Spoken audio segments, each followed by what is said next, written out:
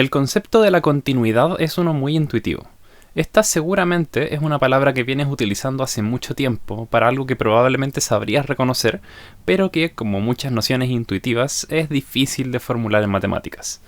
Supongamos que tenemos una función definida en un intervalo a-b y que en estos extremos toma ciertos valores, no importa mucho cuáles. La idea que quizás ya conoces es que la función f es continua si puedes trazar su gráfico sin levantar el lápiz en ningún momento. Existen muchas funciones continuas que conectan estos dos puntos y vamos a entender como discontinuas a las funciones que no hacen esto, es decir, que saltan en algún punto o en varios puntos de su dominio. Pero ¿cómo describimos la continuidad? No es para nada sencillo encontrar una frase matemática que, de cumplirse, nos asegure un comportamiento tan global sobre la función. Este es un punto en que no sería mala idea pausar el video y ver a qué formulación puedes llegar por tu cuenta. No es un ejercicio sencillo, pero merece la pena dedicarle unos minutos. Bien, exploremos un camino posible. Puede ser que, observando el gráfico de una función discontinua, notes que hay algo interesante que ocurre cerca de este punto, algo que puedes cuantificar. Y ese algo tiene que ver con el segmento de recta que conecta un par de puntos en el gráfico de esta función. Supongamos que tomamos dos miembros del dominio, x1 y x2, uno a cada lado del punto de quiebre que nos interesa analizar. El fenómeno que ocurre aquí pasa cuando calculamos esta pendiente. Por definición, la pendiente viene dada por el cociente entre la distancia de las imágenes sobre la distancia entre los x. Entonces sería f de x2 menos f de x1 partido por x2 menos x1. Como podemos observar en la figura, aquí donde la función tiene un salto, es posible hacer que la distancia entre los x tienda a 0, pero en que la distancia entre las imágenes no.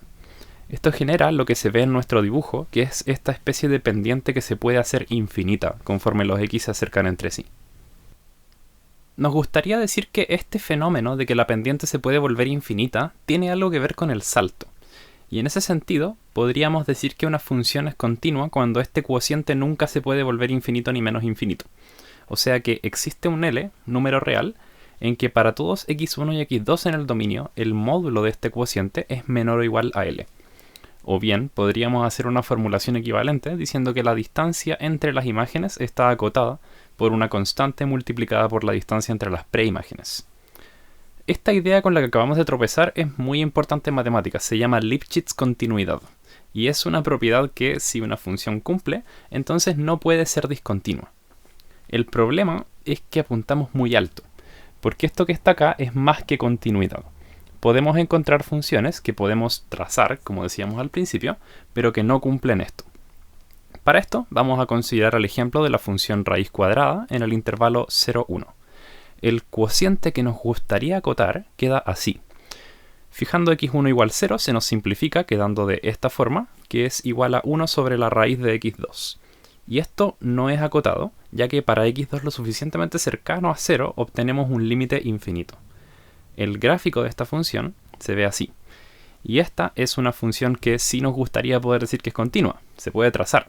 Pero este comportamiento casi vertical de la función en los valores cercanos a 0 hace que no pueda ser Lipschitz continua. Entonces, vamos bien, pero apuntamos demasiado alto. Y ahora lo que nos gustaría hacer es debilitar un poco esta condición para obtener lo que todas las funciones continuas sí cumplan. Sin embargo, ya sabemos que no podemos decir nada sobre esta constante, por lo que prácticamente debemos comenzar desde cero. ¿Pero qué hacemos? Bueno, parte de la razón por la que la propiedad que planteamos fue demasiado fuerte fue que aquello que formulamos fue global, en cierto sentido. Es decir, no apuntamos a una noción de ser continua en un punto, sino que apuntamos directamente a lo que significaría que la función, como un todo, fuese continua. Cambiemos un poco esa estrategia y veamos a qué podemos llegar con eso. Entonces, estamos fijando un solo punto del dominio de la función y nos estamos preguntando qué debería pasar alrededor de ese punto. Y no es como si hubiera dos opciones claramente distinguibles. Hay muchas cosas que pueden pasar con una función alrededor de un punto. Puede ser un punto aislado entre valores vecinos que son muy distintos. Puede haber un salto en él. Puede ser puntiaguda en cierta forma. Puede oscilar infinitamente. Entre muchas otras posibilidades más. Pero, si bien varias de estas son bastante exóticas, debemos reconocer cuáles nos entregarían una función continua y cuáles no. Y bueno, ya que aún no tenemos una definición formal de continuidad, esa es toda la razón por la que estamos haciendo esto. Esta puede parecer una elección un tanto subjetiva, pero recuerda lo que estamos buscando. buscamos que los valores de la función vayan todos pegados en cierto sentido. Sin importar cómo sean, tienen que acercarse al punto que estamos viendo. Y por esto es que estos casos nos sirven y estos no. Y esto es lo que nos fuerza a hablar de límites cuando hablamos de continuidad, porque no hemos tenido otra opción que hablar sobre cómo los valores de la función se comportan cerca del punto que estamos viendo. Y en este caso, lo que buscamos es que cuando x tiende a a, f de x tienda a f de a.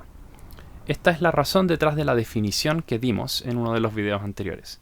Por eso, esta idea geométrica de que los valores estén pegados entre sí tiene relación con el hecho de que las funciones continuas sean funciones en que los límites se pueden calcular reemplazando valores. Interpretando de la definición de límites con epsilon delta, esta frase significa que para todo epsilon existe un delta, tal que si la distancia entre x y a está entre 0 y delta, entonces la distancia de su imagen a f de a es menor a epsilon. Pero en este caso particular podemos hacer una observación. ¿Recuerdas por qué estaba este 0 acá? ¿Por qué pedíamos que la distancia fuera mayor a 0? Lo pedíamos al calcular límites generales, en que no nos interesaba si f de a existía, y aun si existía, lo excluíamos de la definición, ya que no queríamos que lo que pasara en él interfiriera con nuestro análisis. Sin embargo, en continuidad, justamente pedimos que a pertenezca al dominio, y que los valores tiendan a él. Entonces, quitar esta parte no afecta, ya que se añadiría el caso en el que todo esto es 0. Por eso, a veces verás en libros que los límites se definen con esta restricción, pero la continuidad la quita.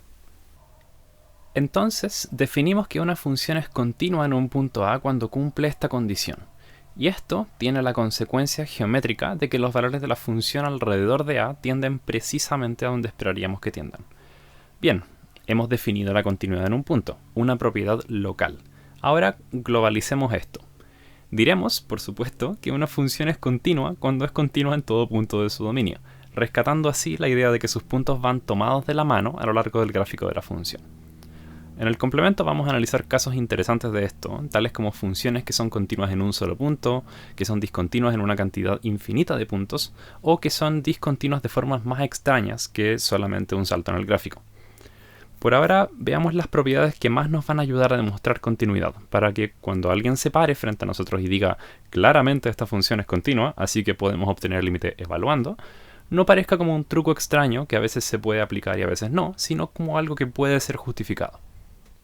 Primero, no es tan difícil demostrar, y si has estado siguiendo esta serie probablemente ya lo has hecho, que las funciones identidad f de x igual x y las constantes g de x igual c son funciones continuas. Se puede volver enredado quizá a mirar la definición epsilon delta y tratar de saber a qué quieres llegar, pero si tienes algo de experiencia trabajando con esto, se puede articular el argumento sin mucho problema. Esto parece poco, como si hubiéramos probado algo inútil, pero en breve vas a ver que lo podemos llevar muy lejos. Lo siguiente a probar, que en realidad no lo vamos a tener que probar con epsilon delta, va a ser el álgebra de funciones continuas. Si tenemos dos funciones f y g continuas en algún punto A y un número lambda real, entonces la suma, el producto entre funciones y el producto por lambda son funciones continuas.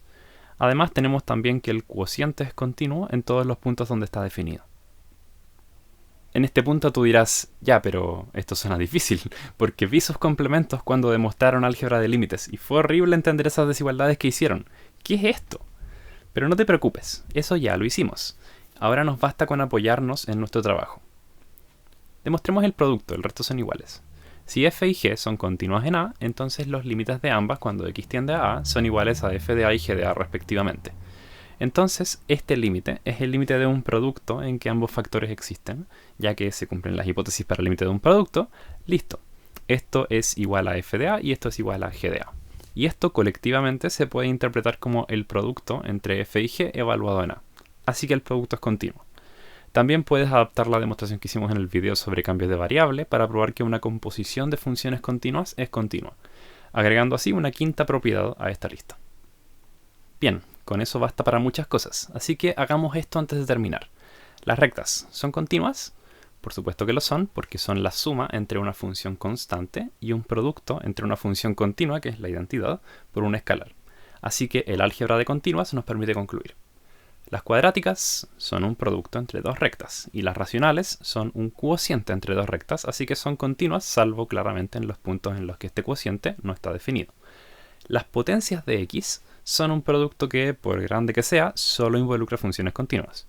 Y con ello, todos, absolutamente todos los polinomios son funciones continuas. Hay, sin embargo, otras funciones que requieren nuestra especial atención, como por ejemplo las funciones trigonométricas. Para ellas necesitamos más propiedades y esas las vamos a ver en el siguiente video. Pero la idea importante es que no hace falta ver una función gigante y disponernos a probar con epsilon delta que es continua. Podemos entenderla simplemente según las partes que la conforman y por lo tanto nos basta con entender esas funciones básicas.